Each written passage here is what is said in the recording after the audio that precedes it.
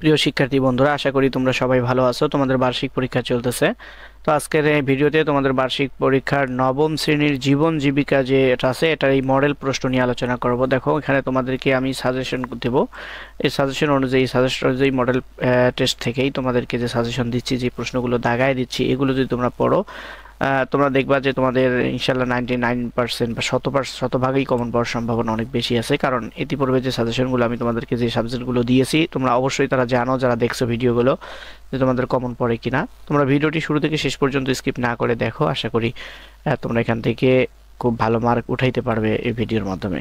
তো শিক্ষার্থী বন্ধুরা, আমি তোমাদের নৈর্ব্যক্তিক যেগুলো আছে, বহু নির্বাচনী এবং এক কথায় উত্তর, এগুলোর উত্তরও আমি তোমাদেরকে বলে দেওয়ার চেষ্টা করব। দেখো, যেগুলো দাগায় দিয়েছি এগুলোর উত্তর আমি অবশ্যই তোমাদেরকে বলে দেবো, সেজন্য ভিডিওটি সম্পূর্ণ তোমাদেরকে দেখতে হবে। তো তোমরা তোমাদের বার্ষিক পরীক্ষার চূড়ান্ত প্রস্তুতি যে গাইডটি আছে, ইমতিহানের বার্ষিক পরীক্ষার চূড়ান্ত প্রস্তুতি, এই গাইডটি খোলো এবং 352 নম্বর পৃষ্ঠা বের করো।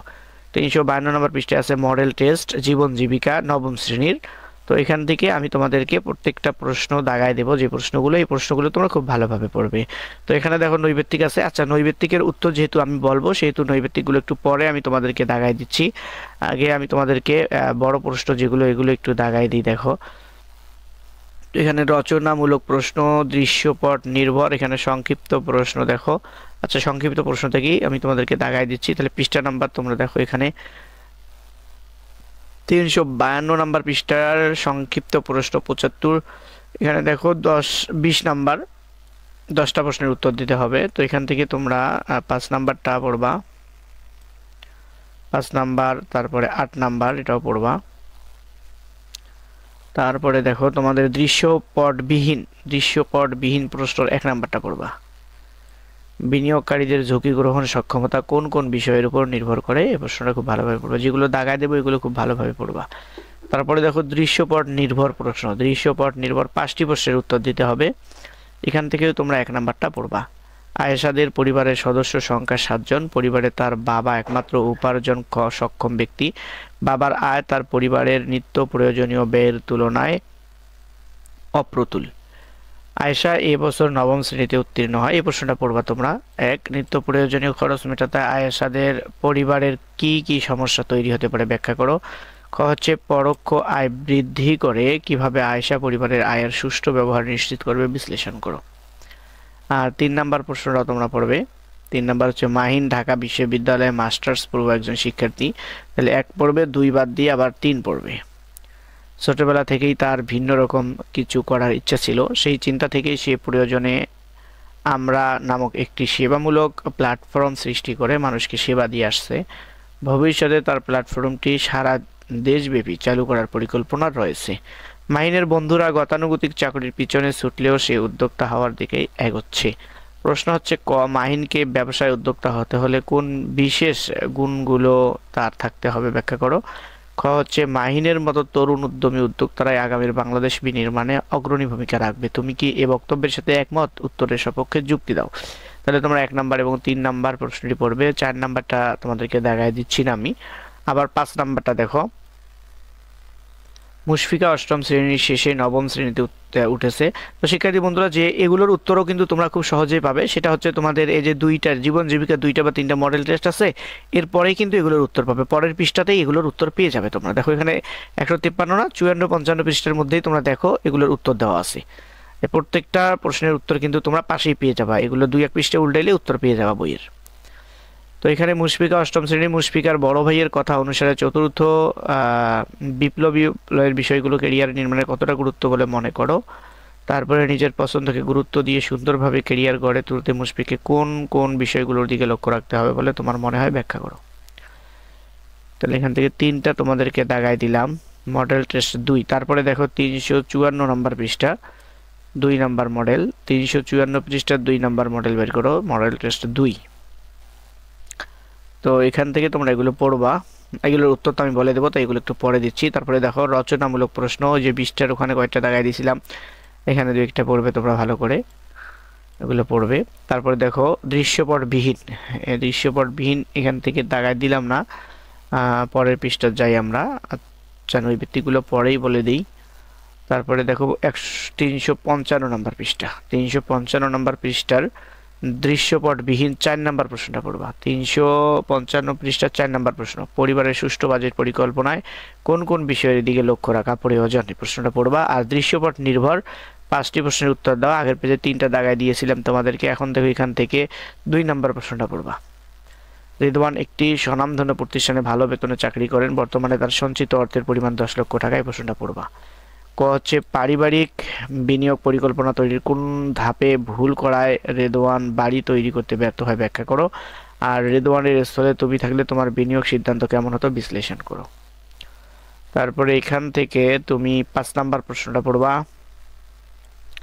শাফি ছোটবেলা থেকেই ছবি আঁকতে খুব ভালোবাসতো, সময়ের সাথে সাথে তার এই ভালো লাগা আরো গভীর হয়। স্কুলে নানা প্রতিযোগিতায় অংশগ্রহণ করে সে চিত্রাঙ্কনে অনেক পুরস্কারও পায়।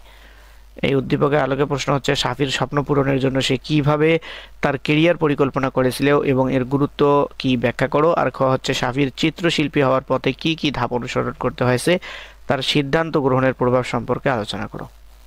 আবার 6 বাদ দিয়ে 7 নাম্বার প্রশ্নটা পড়বা। রাফির ছোটবেলা থেকেই নতুন কিছু শেখার আগ্রহ ছিল, স্কুল কলেজে ভালো ফলাফল করার পাশাপাশি সে নিজের পছন্দের বিষয়ে আরও দক্ষতা অর্জন করতে অনলাইনে বিভিন্ন কোর্স করতে শুরু করে। প্রশ্ন হচ্ছে ক দৃশ্যপটের আলোকে পেশাগত দক্ষতা অর্জনে স্ব শিখনের গুরুত্ব ব্যাখ্যা করো। আর খ হচ্ছে রাফির মতো সফল ব্যবসায়ী হতে শিক্ষাগত যোগ্যতা, প্রশিক্ষণ ও অভিজ্ঞতার মধ্যে কোনটির ভূমিকা বেশি বলে তুমি মনে করো, যুক্তি সহকারে বিশ্লেষণ আলোচনা করো। তো শিক্ষার্থী বন্ধুরা এখান থেকে দেখো এই পৃষ্ঠা থেকে তোমাদের 3টা এবং আগের পৃষ্ঠা থেকে প্রথম পৃষ্ঠা থেকে তোমাদেরকে 3টা দৃশ্যপট নির্ভর প্রশ্ন দিলাম। 6টার মধ্যেই দেখবে তোমরা 5টা কমন পড়ে গেছে ইনশাল্লাহ। 6টার মধ্যেই তোমরা 5টা কমন পাবা, এটা নিয়ে চিন্তা করার কোনো কারণ নেই। খুব ভালো করে তোমরা উত্তরগুলো পড়ে যাবা। আর তোমাদেরকে ছোট প্রশ্ন উত্তর দাগাই দিলাম, মোটামুটি 2টা না 3টার উত্তর দিতে হবে, তার মধ্যে 3টে কি 4টে দাগাই দিয়েছি। আচ্ছা নৈবেত্তিকগুলো নিয়ে কথা বলি এক এক করে। দেখো নৈবেত্তিকগুলো যেহেতু আমি উত্তর বলে দিতে চাইছি, সেহেতু নৈবেত্তিকগুলোর সাথে আমি উত্তরও তোমাদেরকে বলে দেবো, এসে ভালো করে তোমরা দেখে নাও এবং পাইলে কাগজ কলম নিয়ে একবারে দাগ দিয়ে নাও।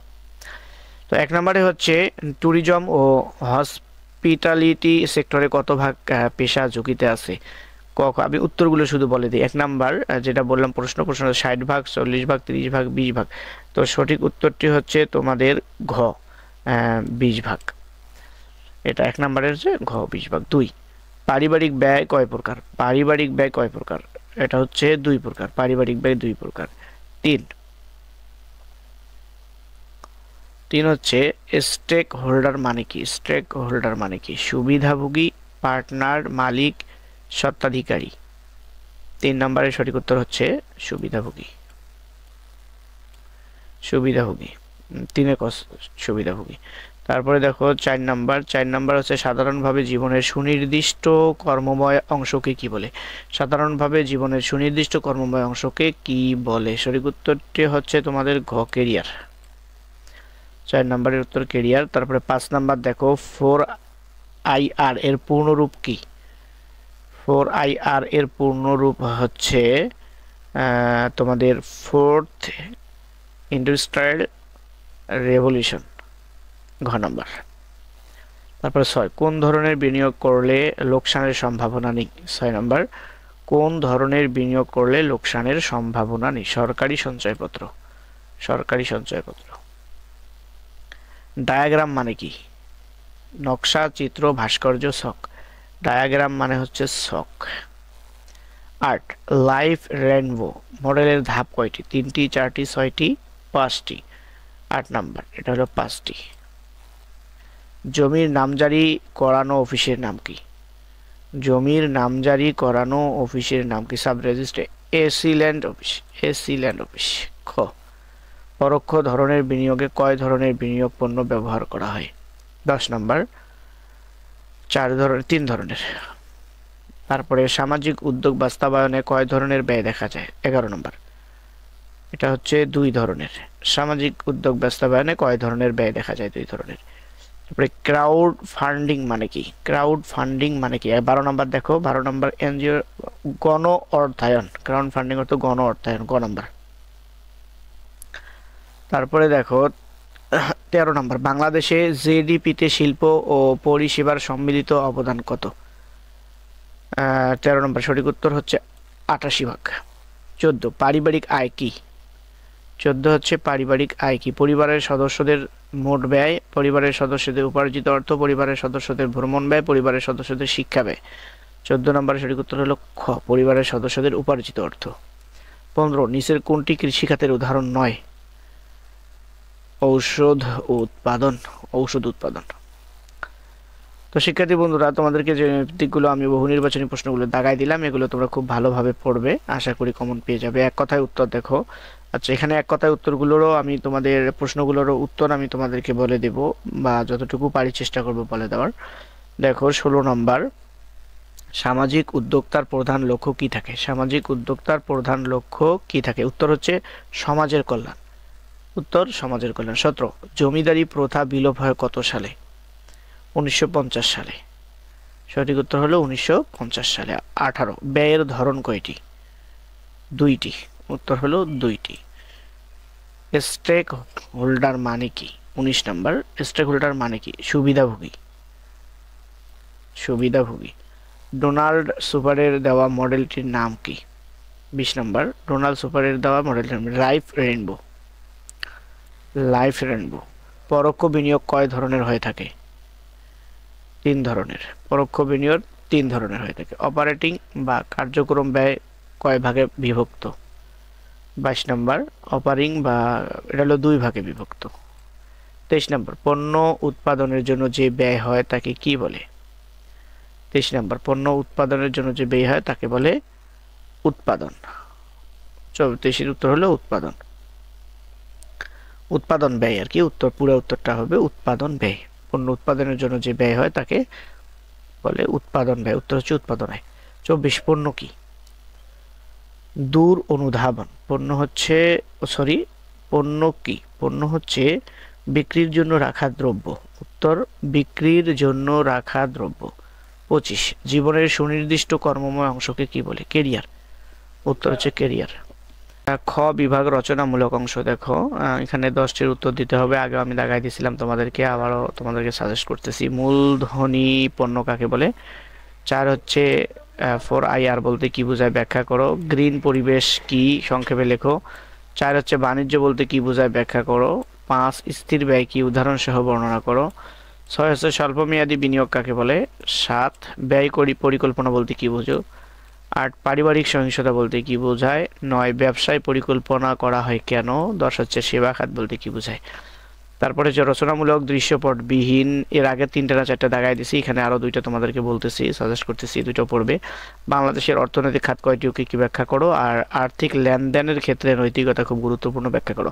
তো শিক্ষার্থী বন্ধুরা, আমি তোমাদেরকে মোটামুটি পুরা 100 মার্কের প্রশ্নই দাগাই দিয়েছি। দেখো হয়তো কয়েকটা করে 2-3টা করে বাড়তি আছে বা কোথাও সমান দিয়েছি।